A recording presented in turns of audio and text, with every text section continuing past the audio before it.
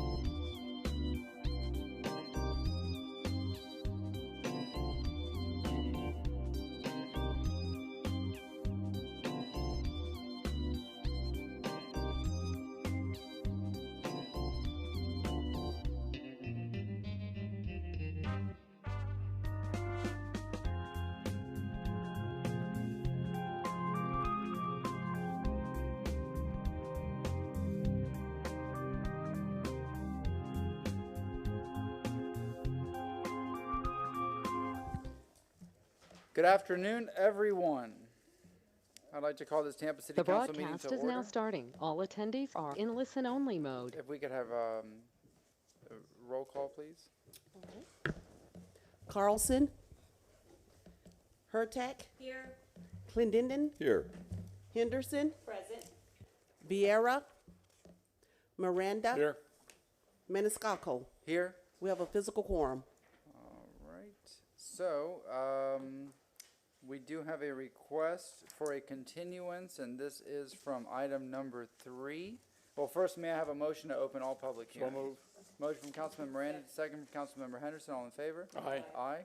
I have an email here from Mr. Collins, okay? who is here, requesting that the public hearing for number 3 be continued to October 12th, 2023 at 5:01 p.m. All right, may I have a motion? So to continue? move. Motion to continue this item from Councilmember Miranda. Do we have a second? Second. Second, that is to continue item number 3 to October 12th, 2023, 5:01 p.m. at Old City Hall, 315 East Kennedy Boulevard. All in favor? Aye. Thank All you, right. Council. That cleans up the agenda, so we'll go to item number 1.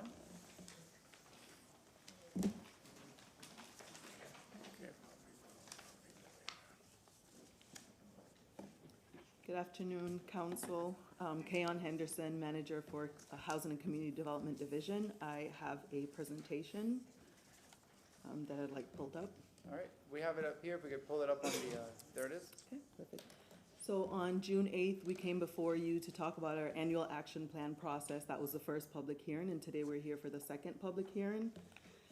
We will talk a little bit about the umbrella that creates the action plan, which is our consolidated plan, what the purpose of the action plan is again, the funding that we're looking at for FY24, and what nonprofits that we're looking to actually fund this year, the sources of and the programs that we're looking to bring to the citizens of Tampa, go a little bit about the timeline overall of what we're doing, talking about the public input, and then at the end, this should open the 30-day public comment period.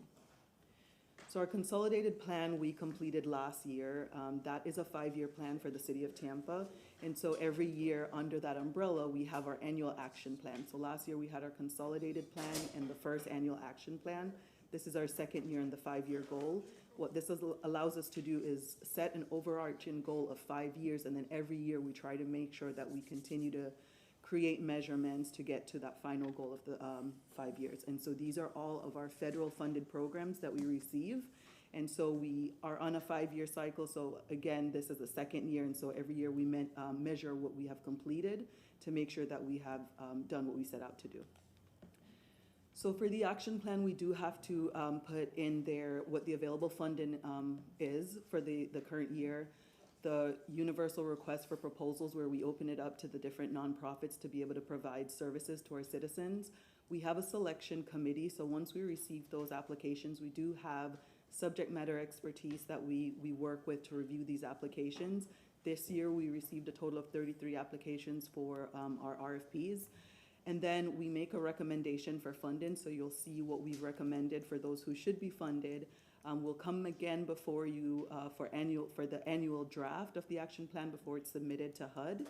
And once we come before you, you'll then hopefully give us our final approval so that we can submit that.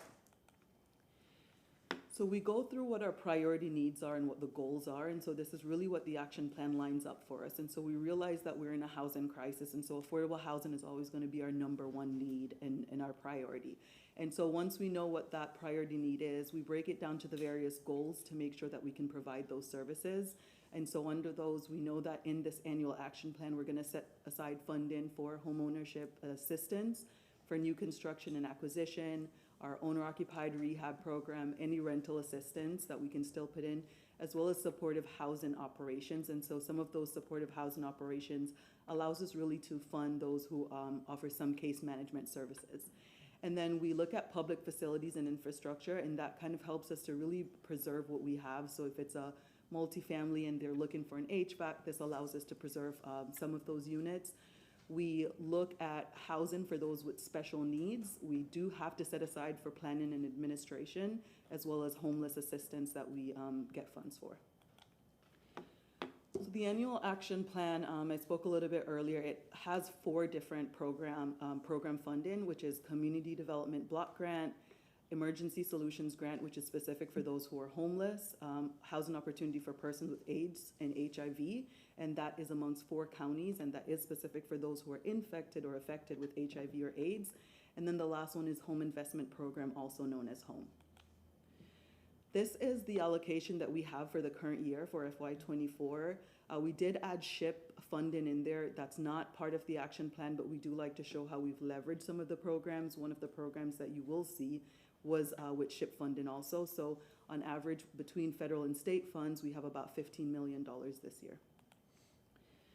This is the breakdown of what that will fund for us. We're looking at housing projects with CDBG, home, and SHIP, and so you'll see it broken down with what's actually eligible within these categories. So ESG and HOPWA might not be in the housing projects. That's because it's not an eligible activity there. So we've broken down what the $15 million looks like, as well as what the program administration is. And so this is how we will come to the overall budget that we have for this year. For our CDBG, it's probably the most flexible grant that we receive annually. It can do a lot, but it cannot do new construction of housing. And so while we get about $2 million for CDBG, we really can only preserve what we have and provide public services for our citizens, but we cannot create any new projects such as housing programs for new construction or new houses. We can, however, fund our first-time homebuyer program through this. And so however it is that we can use these funds to leverage and make sure that we get more homeowners to preservation or new, we're able to kind of use our CDBG funds for it. This year, we have 4 public service that we're going to fund. CDBG does come with a regulation that 15% must be used for services. And so these are the 4 agencies that we're proposing to fund for job training, mental health, youth services, and childcare. We had to do our 15% of our allocation, which was about $478, and so we've broken it down based on the capacity of that nonprofit as well as what they requested. Additionally, with CDBG, we have heard in the past where the citizens said that we are pushing home ownership, but we only had 3 housing counseling agencies, and so there was a bottleneck. This year, we're going to have a total of 5 agencies, actually. We've had 2 new agencies that we've not otherwise worked with in the past, which was Clearwater Neighborhood Housing Services and National Faith Homebuyer. So now we'll have 5 different agencies that will be the gatekeeper of our first-time homebuyer program.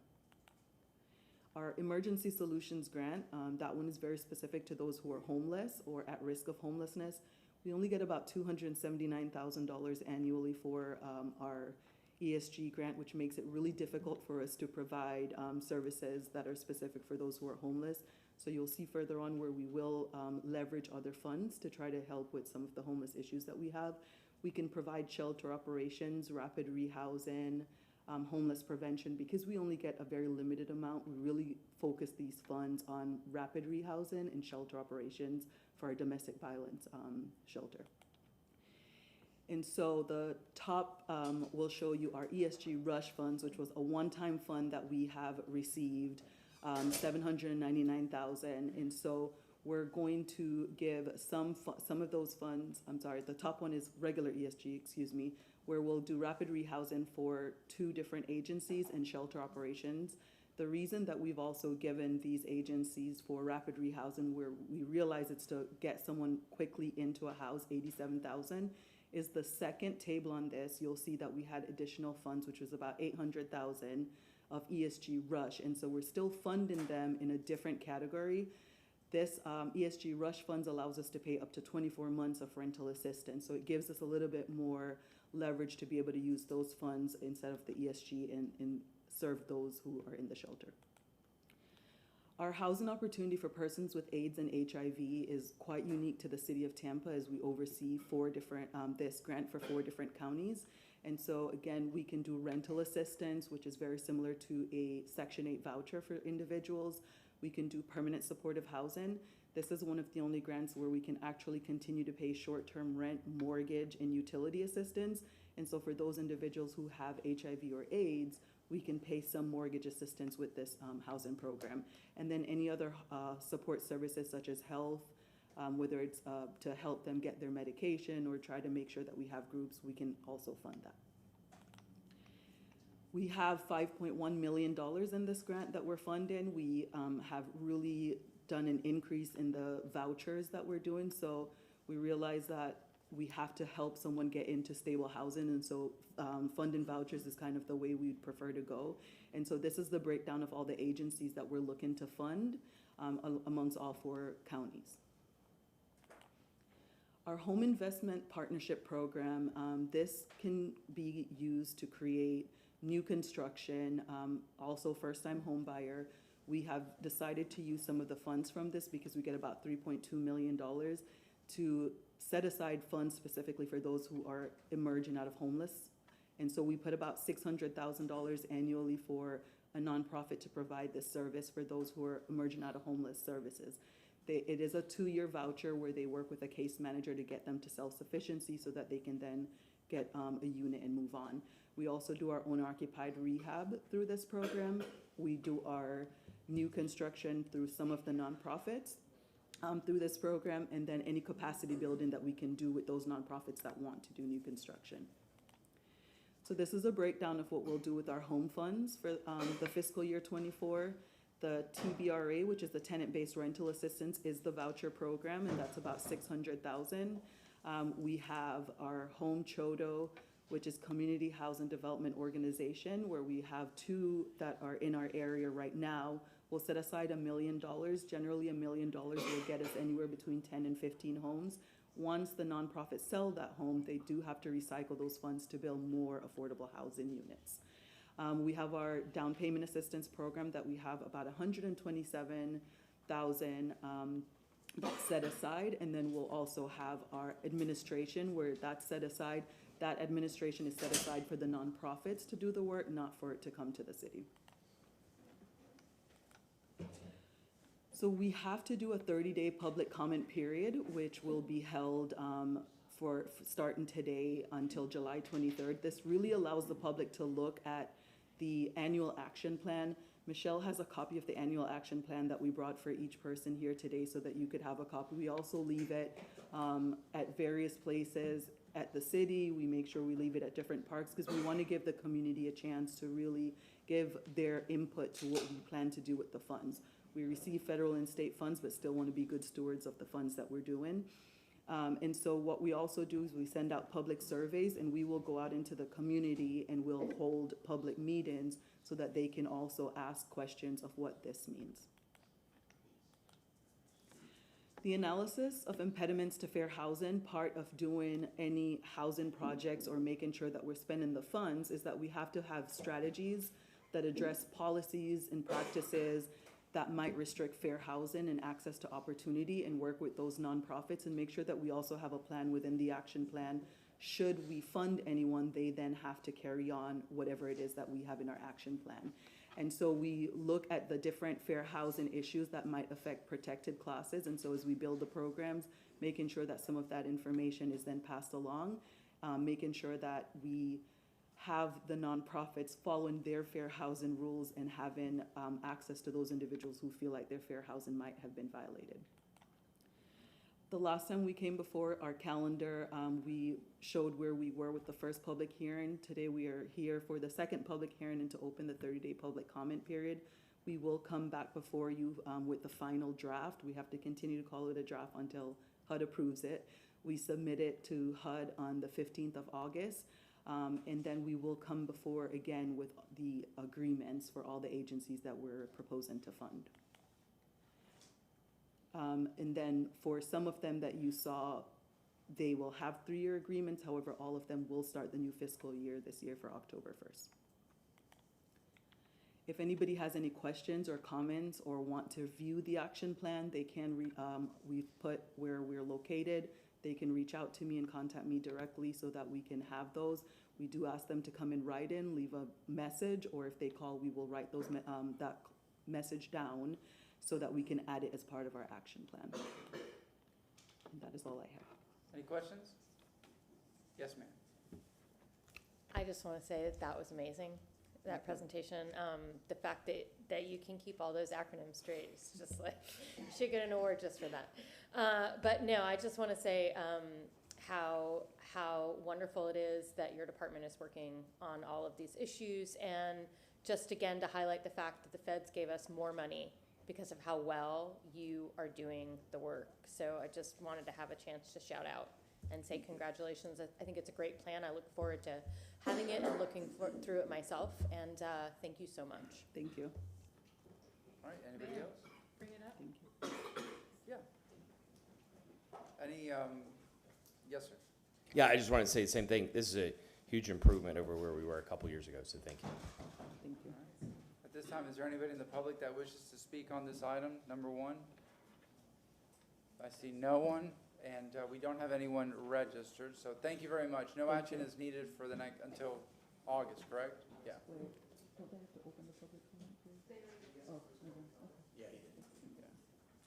Mr. Weaver? No? Maybe? Yes, sir. Do you- Sorry, I'm the next item, I'm not. Oh, okay, not yet, not yet. So, all right. Thank you very much. And I don't make a motion to close the public hearing, correct? Because we're in that, huh? Okay, motion to close the public hearing? Motion from Councilman Miranda, second from Councilmember Vieira, all in favor? Aye. Aye, so we're now in the public comment period, and then we'll be taking action later in the summer. All right, thank you very much. Next up, we have item number 2. Yes, sir? Please state your name and Yes. go ahead. Yeah, hi there, council. My name is Alvaro Gabaldon. I am from the Hillsborough Planning Commission, and I'm here to speak about TACPA 2231 accessory dwelling units. I'm gonna have to use this overhead. That's fine. Okay. Yeah, it's on. Okay, great. So this amendment came before you previously, and it was transmitted to DEO on April 27th, 2023. So this is a publicly initiated amendment by the Planning Commission, and it modifies existing language regarding accessory dwelling units within Tampa's comprehensive plan. So I'll just go through the presentation, but we saw this in April. Essentially, this is amending existing policies so that they use consistent language throughout the comprehensive plan to refer to ADUs. Currently, you'll find a lot of different terms referring to this concept. Accessory dwellings, accessory second units, accessory apartments, and then of course accessory dwelling units are used through several different policies and within the land use category descriptions. So this amendment is very much cleaning those up so that there is no confusion or different interpretation of what we're trying to speak to when we talk about ADUs. So an example of one of the policies that we're changing is 9.2.4. So you can see we've struck the last clause there, which says for the purposes of calculating density, accessory dwelling units shall not be counted as a separate dwelling unit. So this clause was struck, and it was isolated into a brand new policy that essentially repeats the same thing, but it clarifies accessory dwelling units consideration within the FLU categories of the comprehensive plan. And of course says that it shall not be counted as a separate dwelling unit, which was from the past policy. And then another example of a big change we're doing here is amending the definitions that the comprehensive plan. So you can see here within the, official definitions section of the plan, it used to say accessory apartments. But again, we're striking apartments, we're referring to them as ADUs, and we're clarifying some other details that don't need to be in the comprehensive plan because the LDC is more specific as to, say, like a kitchen or something like that. So this amendment was found consistent with the Tampa Comprehensive Plan based on these policies by the Planning Commission. This was on February 13th, 2023. So that's when they all voted to forward this to you for your consideration on April 27th when you transmitted it to DEO. And we are here today reviewing it. DEO had no comments, and so again, we're here today for your action. You can vote to adopt this plan amendment. And I'm here for any questions. I can show other slides if you have. Councilwoman Hurtak. Thank you. If you could go back to the definition Sure. slide.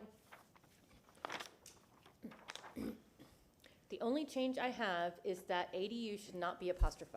There should be no apostrophe between ADU and S. For the plural? Yeah, please okay. don't do Fair that. enough, yeah. And if this is going to be a document, that's my only change. That's true, okay. So thank you. Thank As you. as an English major, I second that.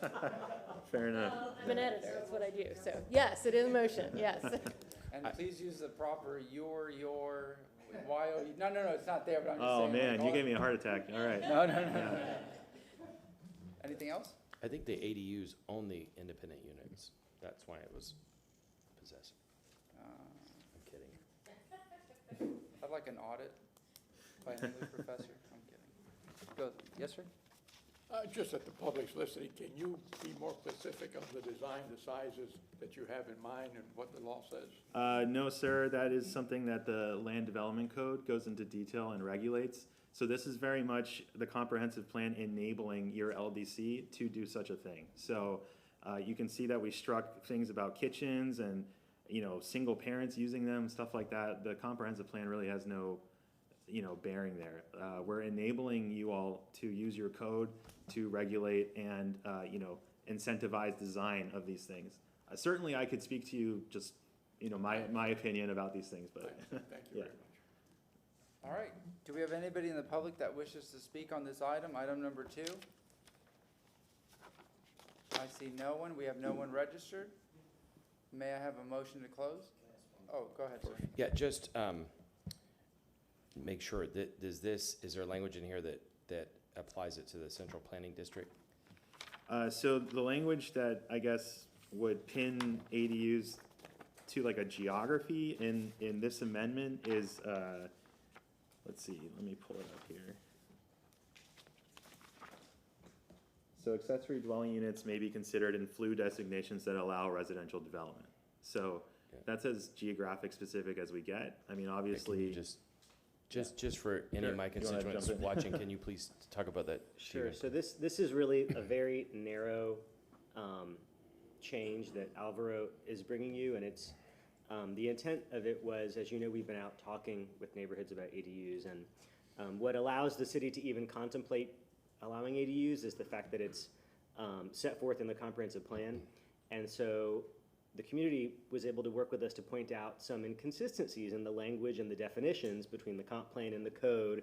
And so this was intended to be a cleanup of that. We're not trying to change the way that we currently do business with this specific Yeah, just amendment. that, you know the question because we were at the same public meetings, but just to be clear, this is not, this by itself does not enable or allow ADUs in South Tampa. Correct. It does not change any of the areas where they're currently allowed, which is, again, the small area around Laurie Park Zoo, and then the Seminole Heights districts. Those are the two areas where the city allows it now, and this will not change that. Okay, I just want to make sure that anybody watching knows that. Yes, sir. Thanks. All right, anybody else? Yes. I just want to have clarity in case someone would ask us. It says here that the accessory dwelling shall not be counted as a separate dwelling unit. Does that mean for taxation or for what? No, it's simply for the purposes of when staff brings you staff reports, they calculate the number of units per acre that you're allowed to have. It has been the precedent that staff has interpreted that to mean it doesn't count as an extra unit on top of your density. If that were the case, then Seminole Heights couldn't have it because they're only one unit per one lot. So we're just clarifying that that's how we've been interpreting it, so people don't get confused that it counts against them. I appreciate it very much. Thank you. Motion to close? So moved. Motion from Councilmember Clendenin, second from Councilmember Miranda. All in favor? Aye. Aye. All right, Councilmember Miranda, would you like to read the substitute? Thank you, Mr. Chairman. Item number 2, file number TA/CPA 22-31. Ordinance being presented for first reading consideration. An ordinance amending the City of Tampa Live, Glow, Thrive 2045 Tampa Comprehensive Plan Future Land Use Element to update the accessory dwelling unit language and Land Use Policy 9.2.4, 9.5.4, 9.5.6, creating Land Use Policy 9.2.7, updating Housing Policy 1.7.3. Planning Commission staff is also updating the language in the suburban mixed use 6, residential 10, residential 6, to delete references to accessory second dwelling units, providing for repeal of ordinance and conflict, providing for severability, providing an effective date. We have a motion from Councilmember Miranda, second from Councilmember Vieira. Roll call vote. Clendenin, Yes. Henderson. Yes. Vieira. Yes. Miranda. Yes. Carlson. Yes. Hurtak. Yes. Maniscalco. Yes. We have a physical, oops, sorry. What about? Motion carried unanimously. Second reading and adoption will be held on July 13th, 2023 at 9:30 a.m. at the Old City Hall building located at 315 East Kennedy Boulevard, Tampa, Florida. Thank you very much. 33604. All right, if you're gonna no, you got it right, you got it right. And if you're gonna speak on this item, item number 4, please stand and we'll swear you in.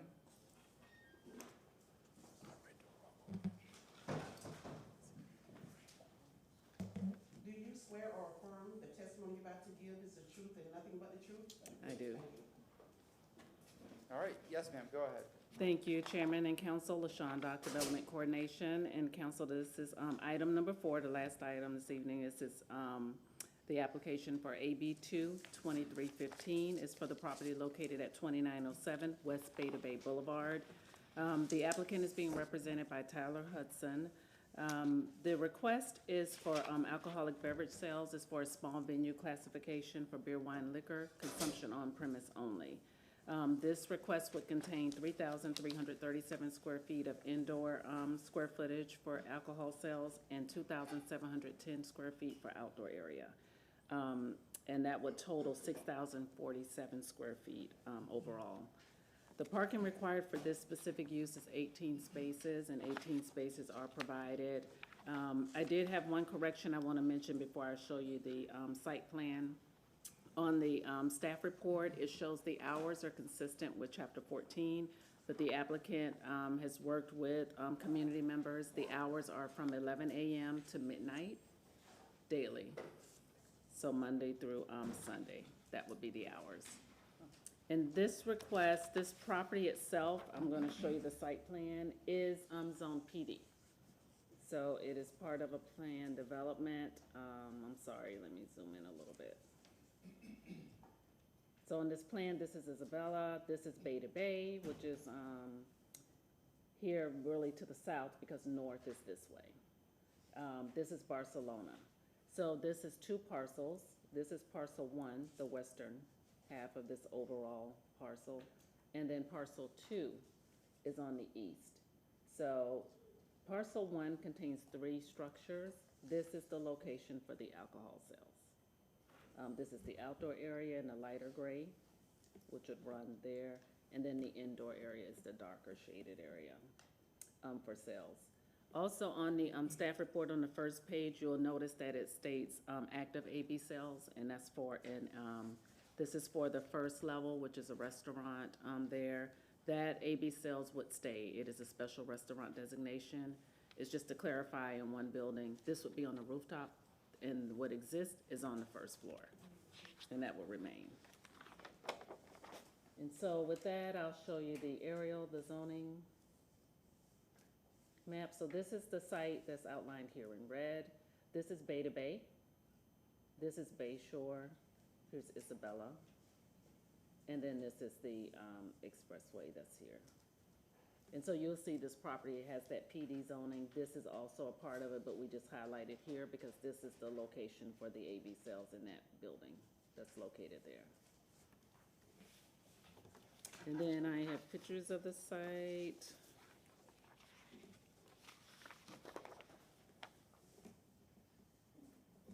I think I need to zoom out a little bit. These are fairly large.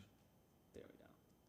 So this is the site that's located, and so the location would be on this southern side of the building. This is another view of the site that's looking more to the north from inside the site. This is a view looking north on Isabella. This is east of the site. This is the Women's Club. And this is heading further south. This is still east of the site. The Women's Club is there. The site itself is located just outside of the frame of this picture. This is east of the site. This is at Beta Bay. And then we'll come around southeast of the site. This is Aquatica. And then south of the site. This is on Beta Bay. The DRC staff reviewed the request, finds the request inconsistent, and that is due to the waivers requested. This is within a mixed land use category, so distance separation is required to other AB sales establishments as well as to residential uses. And those are 2 of the waivers that are requested within the site plan itself. So there are site plan modifications to be made between first and second reading. We have a revised revision sheet. Some of the revisions are listed within the staff report itself, but then the addition of the change in the hours is on a separate sheet, so I'm going to provide that for the record also. And that concludes staff's presentation. I'm available if you have any questions. Any questions at this time? No, thank you very much. Thank you. All right, we have the petitioners. Evening, Council. Tyler Hudson, 400 North Ashley Drive.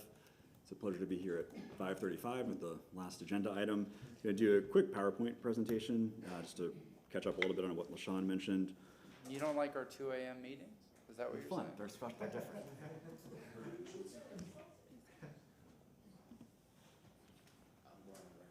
So what I just put into the record is the supplement to the revision sheet. So we're here seeking your approval for a special use permit to allow a rooftop bar at the building that LaShawn just described. Again, this is called Bayshore Center. For now, it's an office building that's right next to the expressway. Counterculture is the restaurant currently in the bottom. The building's not really changing. The exterior is going to look different, but the footprint of the building's not changing. Again, this has traditionally been an office building with a restaurant on the first floor. We think there's a really nice opportunity to activate the rooftop with the bar. So we're going to serve food too. I'll talk about that in a second. It's important to note too that this idea has been socialized with the neighborhood, because when we rezoned the property in 2022, we made clear that on the rooftop only there could be a full bar as opposed to something that's a restaurant. Again, you can see parcel 2, that's the Altura condo that's currently under construction along with the parking garage. Parcel 1, if you go from Gandy towards downtown on the expressway, you'll see that this building is under active construction. We have permits. This isn't hypothetical. This is happening right now. So again, in 2022, we reduced the office space and increased the amount of first floor that can be used for retail and food and beverage. This area has seen a fair amount of density recently with the Aquatic condo, the Altura condo, the Ritz-Carlton residences. So we think this is really emerging as a nice kind of neighborhood node, and just office in this day and age, it doesn't really work for the building. So we think retail and food and beverage, as opposed to multifamily, was a nice mixed use. Again, we're only talking about the rooftop. The first floor, any expansion of that for restaurant use would be approved administratively, but we're here seeking your approval as a special use 2 permit as a small venue. Candidly, we don't have enough room on the rooftop to have a full kitchen. If we did, we would probably have it as a restaurant. This rooftop bar will be affiliated with a restaurant concept on the first floor, not Counterculture, but a new restaurant that will be going in. And because we don't have a kitchen and we can't guarantee that 51% of our sales are going to be from food and non-alcoholic beverages, that's why we're asking as a small venue. Again, as far as hours of operation, amplified sound, everything cuts off at midnight. As a comparison, the rooftop bar at the Epicurean, the Edge, that goes from midnight on the weekdays and up till 1 a.m. on the weekends. We're just asking for midnight across the board. The operator of this establishment thinks that's more than plenty. Probably not going to be opening as early as 11 a.m., but we do want to have that flexibility in case the concept evolves in any way. So again, that's the current building. LaShawn, you showed a couple different photographs just so you can see a sense of where it's going. It's a little bit of an unfriendly building, and again, I don't want to get too much into the design, but just so you all have full context, you can't really see through the windows at all, so it doesn't present with the most friendliness. That's really the main thing that's going to happen. All the windows are going to be replaced, and there's going to be a lot less opacity, so I think it's going to present as a nicer building. And again, the main difference toggling between is right now the roof is a elevator overrun, mechanical penthouse, HVAC equipment.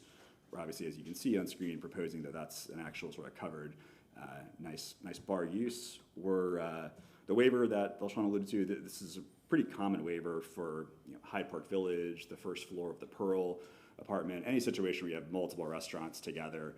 This is going to come up. I think the radius restrictions certainly mean well. You don't want to have an area where there's 80 bars in a block maybe, but we think that this makes sense. It's consistent with the zoning. It's what we told the neighborhood we were going to do, that we were going to have more restaurant, and as a result, we're also going to have the special uses. You can see on screen the hours we proposed. We're not aware of any opposition. The landowner, Asana Partners, has recently acquired the Mise en Place building, the Velos building. They're in the business of preserving great retail assets in southeastern cities. They've talked to several of the neighborhood associations. We didn't hear anything. I think there was a lot of enthusiasm for more food and beverage and retail in the area. The hours limitations were well received. We're not trying to go to 3 a.m. We're not trying to be 7th Avenue. And that's all I have. So I'm happy to answer any questions you might have, but would ask that you approve it this evening. Councilmember Carlson? Yeah, one of our former colleagues always asked about amplified sound outdoors, and obviously everything's going to be outdoors. So can you or somebody from staff just talk to us about the how we can control and moderate the decibels? Sure. So, maybe I'll start, and if I'm inadequate in my response, maybe LaShawn can help. Without opening up a whole discussion about the noise ordinance, I mean, we're proposing that just everything shuts down at 12. There's no difference for the sound, the hours, everything will be off at midnight. But certainly, if there's something that's unreasonable, it's plainly audible. I mean, we'll be subject to noise complaints from TPD just like anyone else. I can tell you that the operator, this is not intended to be a nightclub or anything like that. It's going to be an affiliate of a sushi bar on the first floor. We're not even honestly sure there's going to be an amplified sound program, but for purpose of the lease with them, we don't want to prohibit it. Because I know at the, I'm not going to present evidence, but sometimes with the atmosphere and everything, there's the chance that this carries a long way. So your old neighborhood could complain because it's just because of the weird situation of the clouds and everything, it could bounce around. Sure, it's pretty high up. So we've talked to folks at Aquatica, which is the high rise that folks are living in now. We haven't heard any complaints about the hours that are proposed. Again, we don't anticipate, this is not a music venue. What about the condo that's being built? Have you talked to any of the owners? Yeah, they're very aware of that. Well, that hasn't really converted into ownership. I mean, there's folks who made deposits, but yeah, we bought the land from them, so they've known the whole time. I mean, I think they view this probably as an amenity. That's generally what we've heard from folks in the area. My last question, pardon my ignorance, this is the first one in 4 years that I remember that is a floor instead of a building or a piece of land. So how does that? You or somebody from legal, how does that carry with the filings to if this building is replaced in 20 years, does this go away then because that specific floor is not available, or how does it work? Usually we say it goes with the land, but in this case it's only going with the floor. Yes, LaShawn, Doc Development Coordination. What happens is with this application, the applicant must submit also a legal description. And that legal description defines and takes us to the floor in the level of the alcohol, which is why we can have the existing one on the first level and we can have one that's on the upper level. So if sometime in the future they built a different building, but it had the same number of floors, could they still have this outside? Or? They could, but it would have to be to that exact footprint, because that exact square footage that's been provided for you is provided on that legal. Okay. So anyone that does that and has to rebuild, they have to stay within that parameter. All right, thank you. And also, just for the record, Council, if I could, regarding the outdoor sound, since the applicant, as they have stated, has agreed to close at midnight, that means outdoor sound, everything would have to stop by midnight. Otherwise, without a note on the site plan, it just follows their business hours. Okay, just one follow-up question. Sometimes holidays are excluded. Is that New Year's Eve? That isn't the case. It's not in this. We're trying to make it simple. Okay. Parties yeah, over thank midnight. you. Thank you to your client for doing it. Yeah, sure. Thank you very much. Anybody else? Do we have anybody in the public that wishes to speak on this item? Second. Okay. We have motion closed from Councilmember Vieira, second from Councilmember Miranda. All in favor?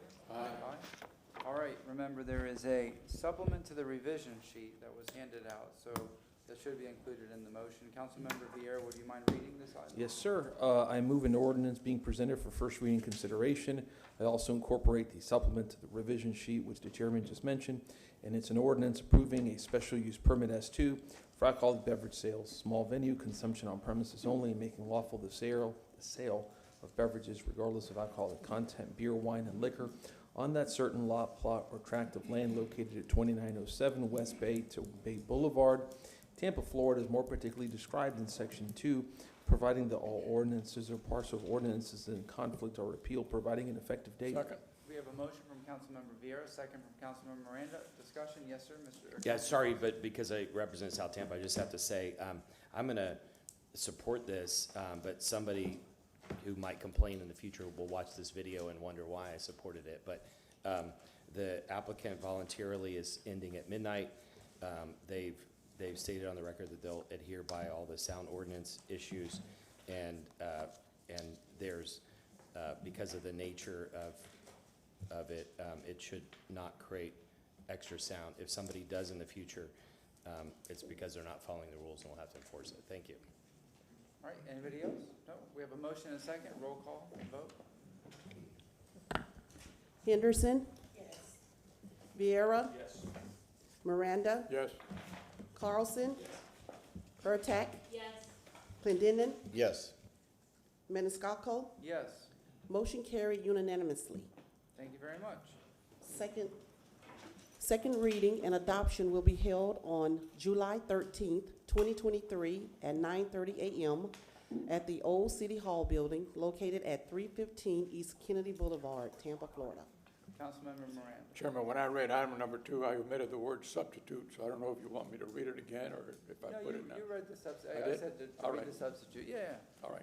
All right, and then the last is we have a walk-on item, a request, or a memo from Susan Johnson Velez, setting a public hearing on July 27, 2023 at 1:30 PM in City Council Chambers, right here, and that is for notice of intent to suspend the sale of alcoholic beverages. I believe you have a Second. motion, Mr. Clendenin? Oh, you have a motion. Oh, okay, I'm sorry. Sorry, Oh, sorry. Are you doing the same thing? Are you gonna do it under new business? Yeah. Or just, we'll just do it here.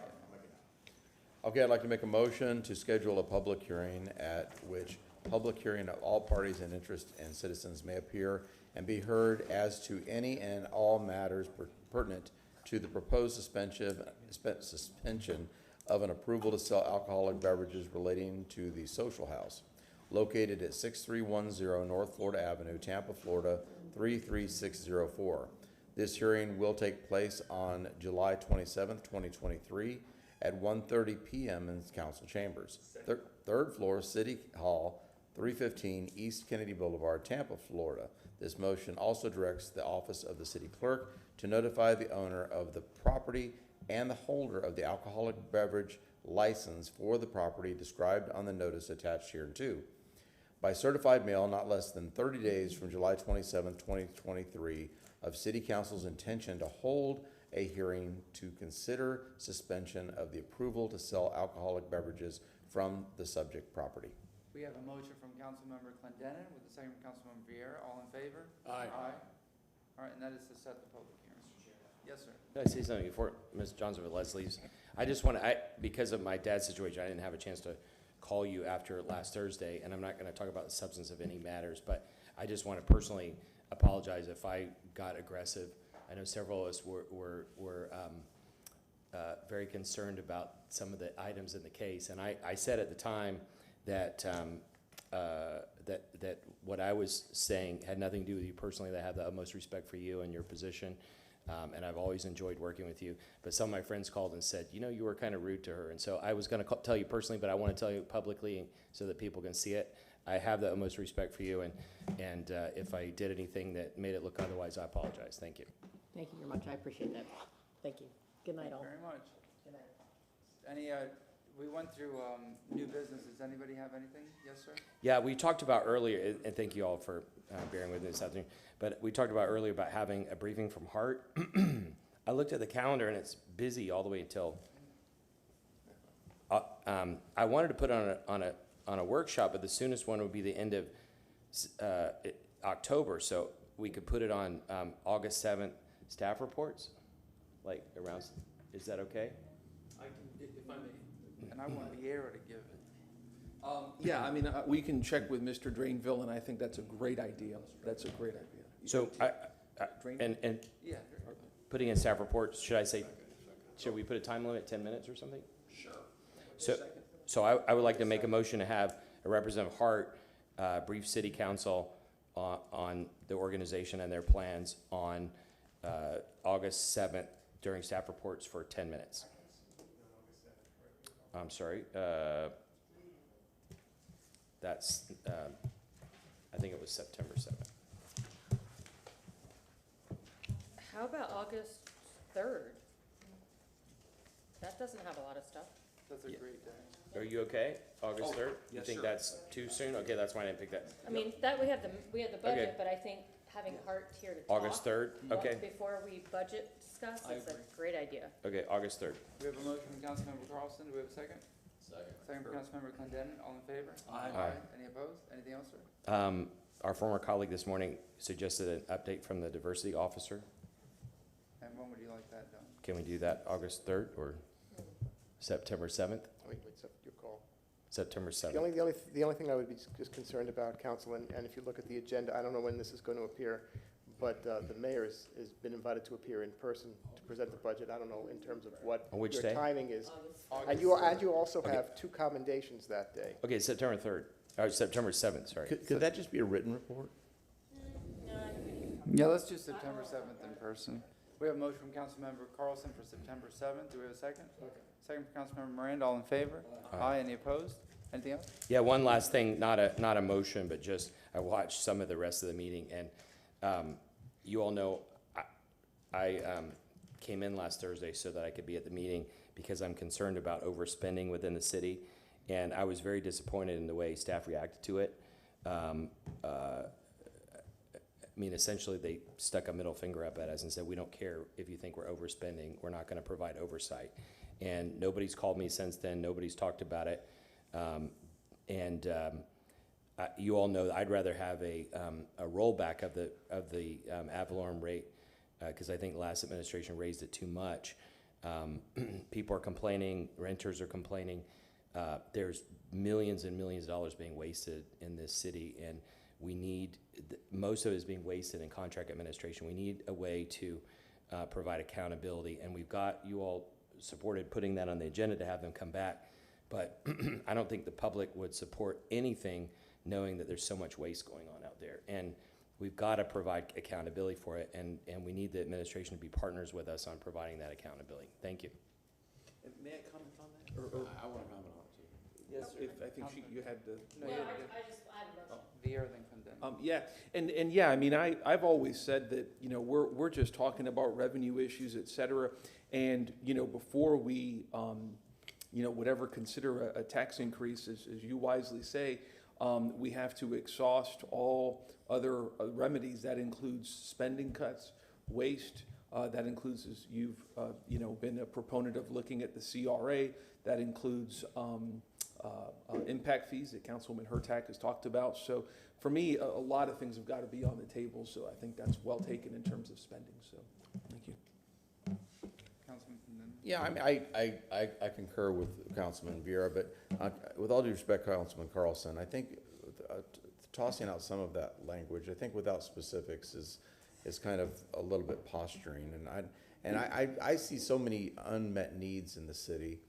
And you look at the budget, I mean, I don't know what you're seeing that I'm not seeing. I wanted to, I mean, if you've got that, please bring it forward, because I don't see that type of discretionary spending that's available to pave all the roads that need to be paved in the city of Tampa, or put in all the sidewalks that we need to be putting in, or replace all the vehicles that we need, or replace all the playground equipment that needs to be placed. I mean, the needs in the city of Tampa are great, and while we might be able to squeeze out some savings, I'm just not seeing that, and so I would appreciate, you know, if you came back to us with, you know, from very specific items, reference the what you just said, to really target that, because I would like to look at that if that exists. But I say again, I think that you're right. I mean, as we look at as stewards of the purse of the city of Tampa, I think it's important that we, you know, take that role very seriously, and that if there's ways for us to manage the budget smarter than we're doing it today, we should be doing that. Of course, we should, but I think we need to be careful and make sure that we take these steps very deliberately, because there are a lot of unmet needs, and the actions that we're taking today is going to direct what the city looks like in the future when my grandchild grows up and lives and works and plays here. And so I want to make sure that we're doing the right thing. Councilman Miranda.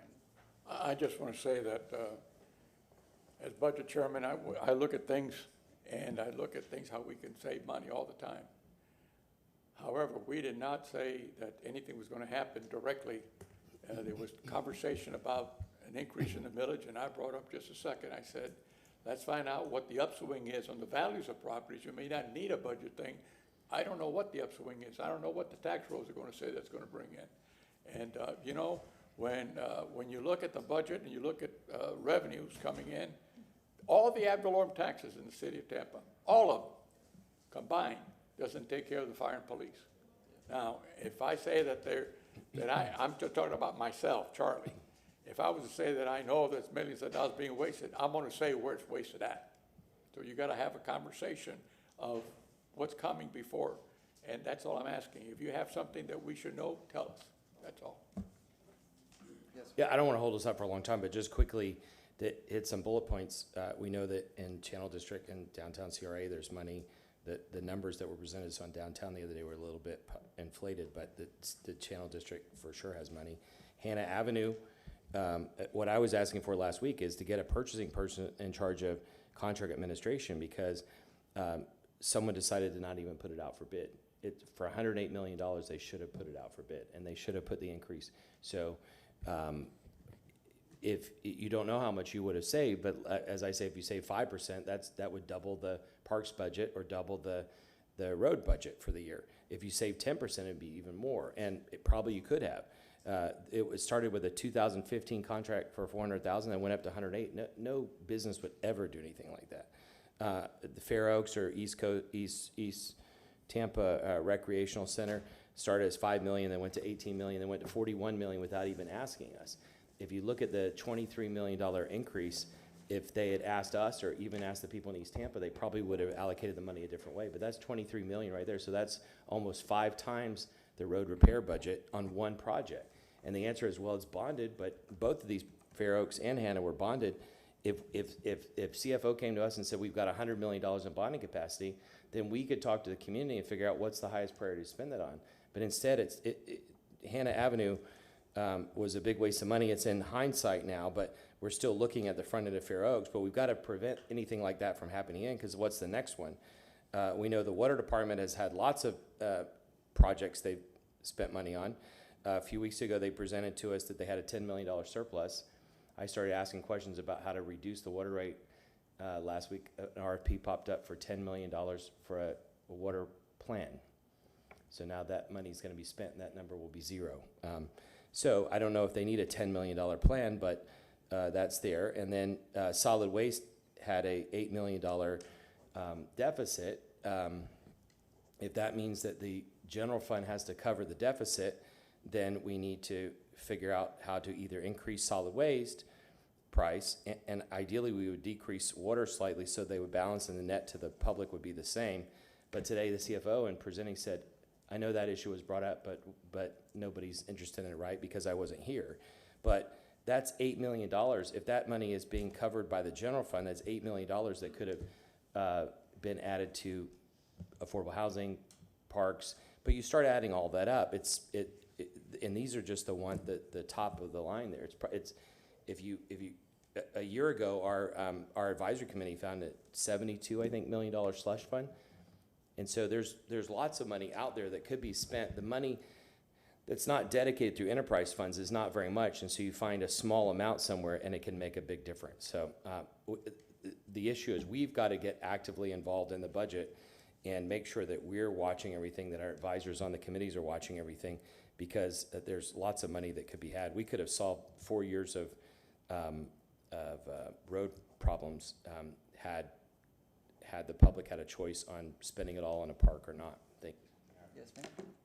Okay, yeah, I wasn't gonna say anything, but I have to, because it keeps coming up every single week, the discussion about Fair Oaks, so I had to do some research on my own.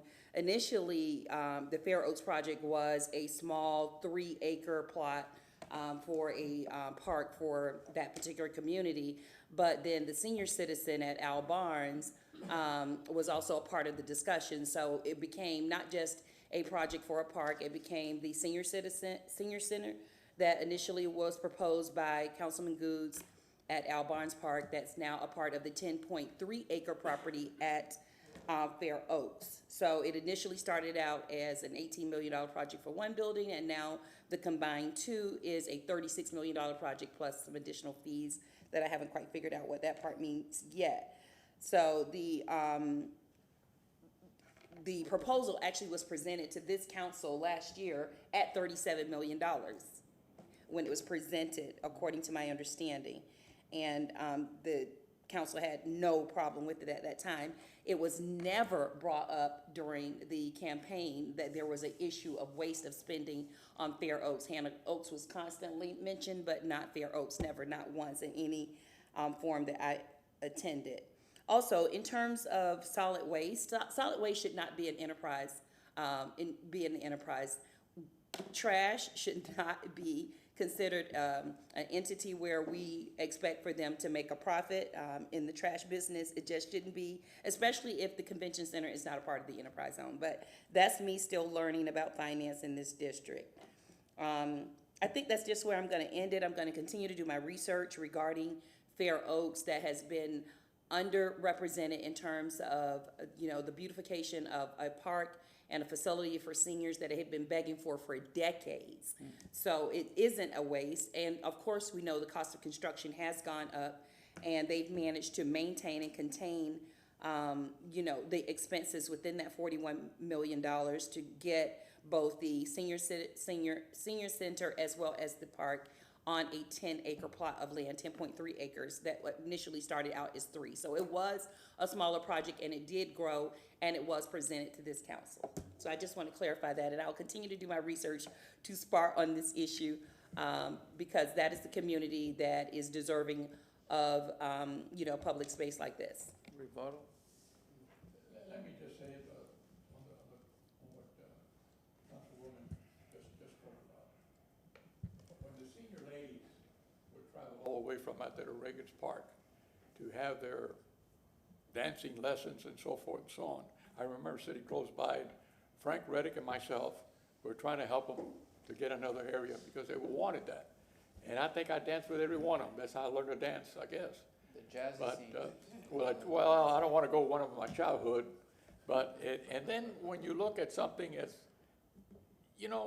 I come from the hood, and you heard me say that. That doesn't mean that I'm bad or that that's what they named us that. We didn't give us that name. You're bad. Well, thank you for the compliment.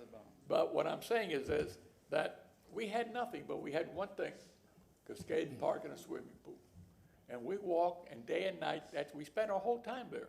So when you live in an area that you're looking for hope and ambition to get somewhere from point A to point B, how do I get here to get where I want to go? And half of us didn't know we were even doing that.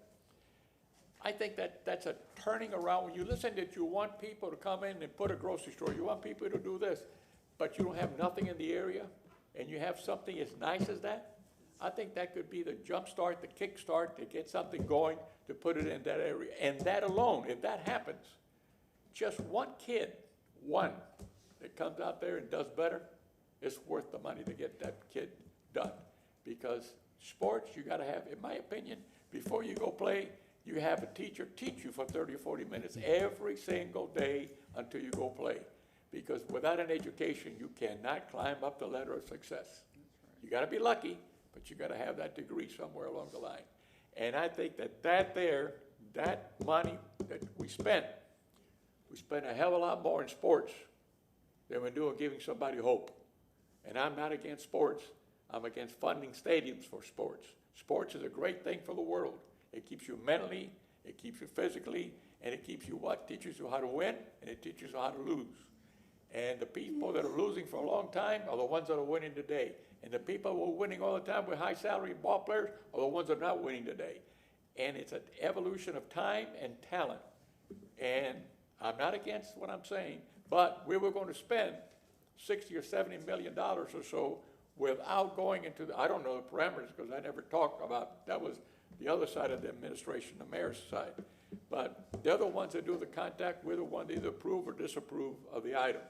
So I'm not talking about sporting right now, but I know one thing now. That thing in that area will help the city of Tampa more than any other stadium. Thank you very much and have a nice day. Yeah, I agree with you. I think the park will be great for East Tampa, and it'll be great for that area. I know I talk about this issue all the time. I think I talked about it in the campaign. We didn't attend a lot of the same debates together because most of mine were in South Tampa. But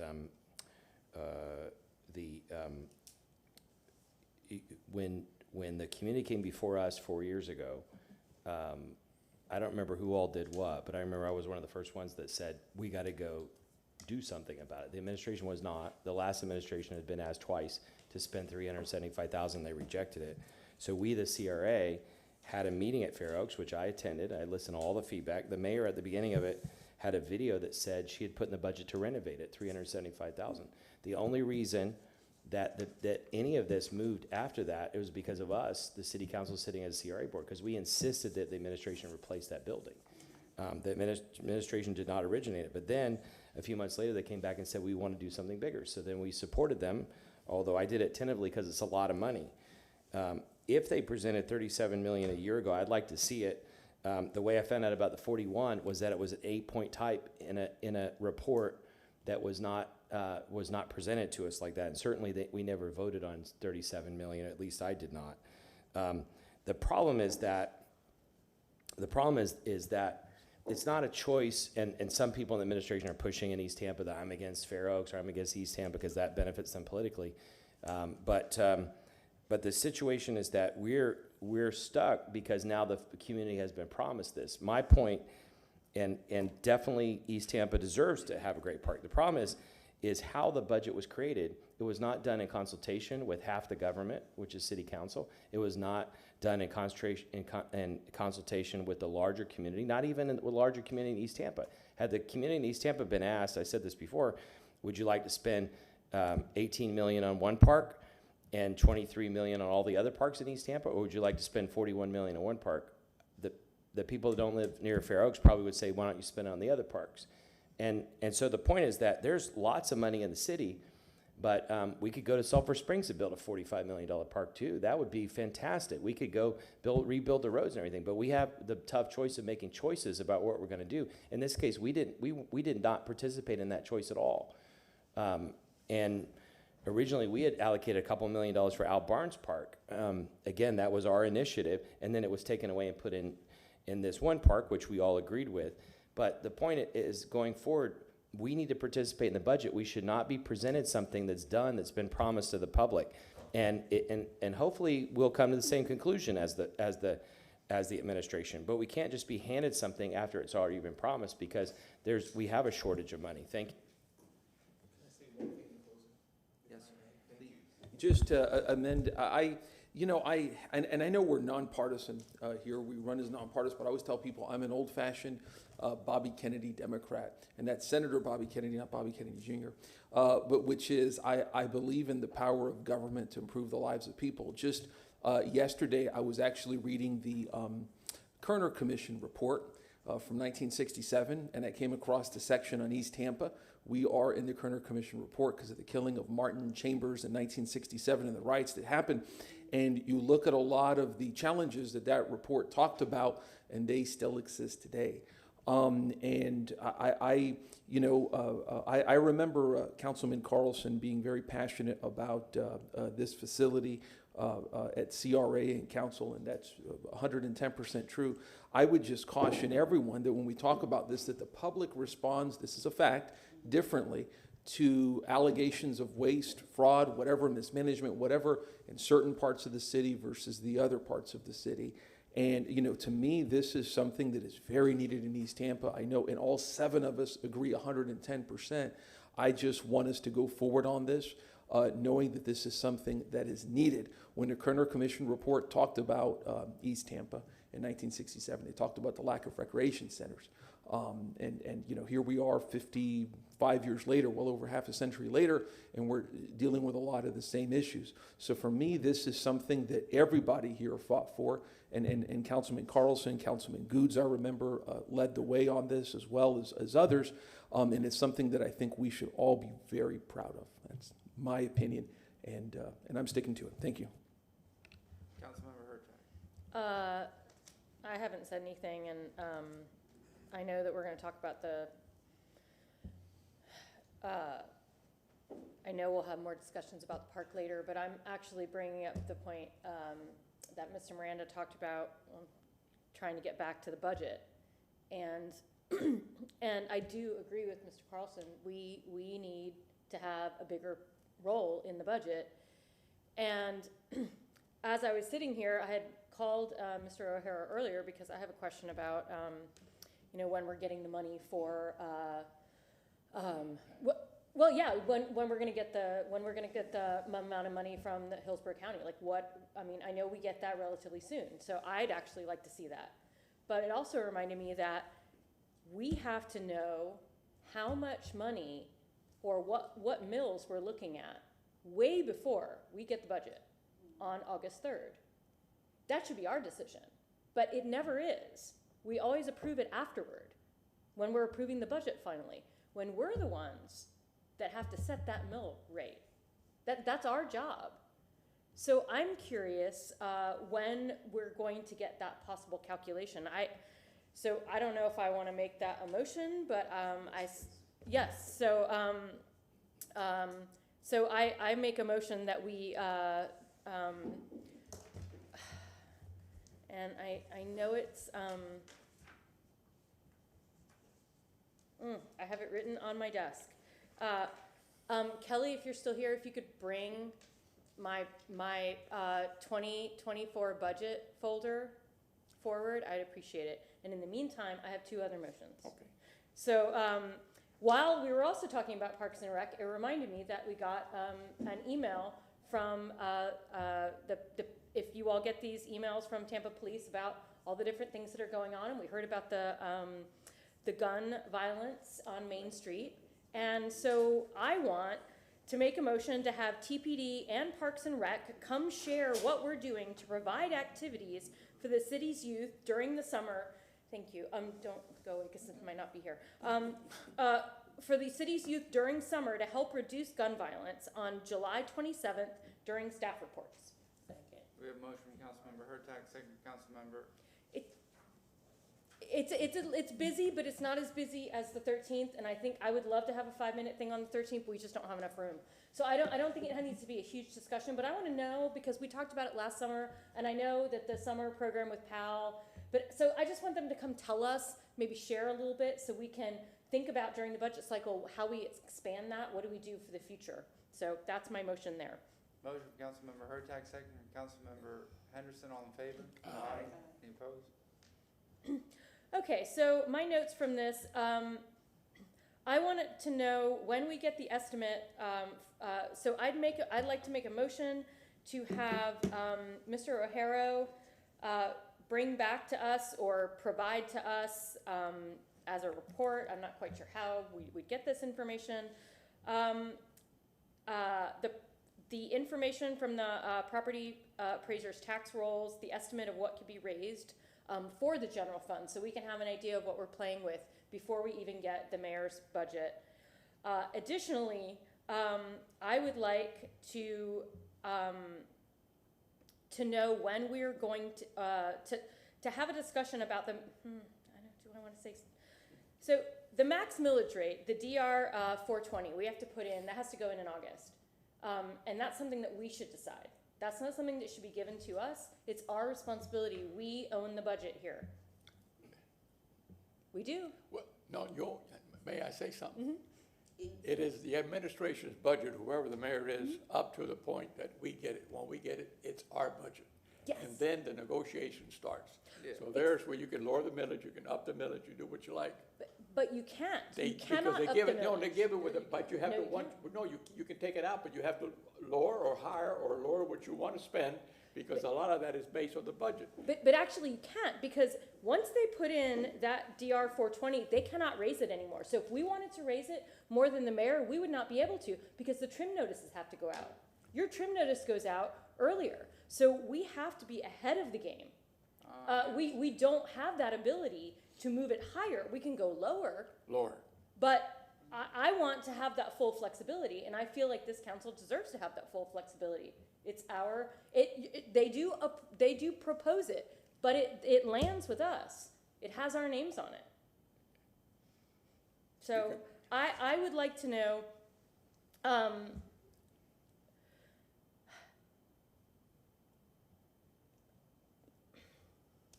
don't even know what I'm asking for. Well, listen, ask O'Hara, make a motion, ask O'Hara to send us the proposed budget that he thinks the budget, the millage should be. Okay, yeah, then I want the, that's what we're looking at for millage, max possible millage, and, once we get the information from the property appraiser's tax rolls, what we're looking at as an estimate for, the general fund. Is That I got that it. better? I got And it. Second. What date does the millage have to be in? It's gonna be early August, because, our trim notices come around October. Well, maybe that's also, we need to find out exactly when. First notice. We should know when that date is. Well, and then I guess the question would be when that DR Form 20 has to be submitted. Yeah. It has to be prior to that, Right. based on what your motion is. So I mean, that needs to be included in the motion, is that we need to have that date. The other thing is you asked earlier of the CFO about looking at was it you or somebody asked about looking at the other cities to see where ours rank? That was, Okay. So ideally, we would have that at that time too. And don't forget, the charter allows us another position besides Marty, which is the financial advisor at budget analyst. I mean, we really should have that person. If they come back with exactly the same answer as the city, it was worth the money because we've shown the taxpayers that we had somebody look at it. It's probably too late to do it this year, but we really should have that person look through the budget with us. well, we can certainly, at budget time, get one of those, or hire someone. So I'm trying to write this as I go, and then of course my pen died, so I'm pulling out something else. Motion to ask Dennis to provide us, yes, I'm sorry, Rohero. Yes, motion to ask CFO Dennis Rohero to provide us the property appraiser's tax roll estimate of what can be raised for the general fund. We have a motion. And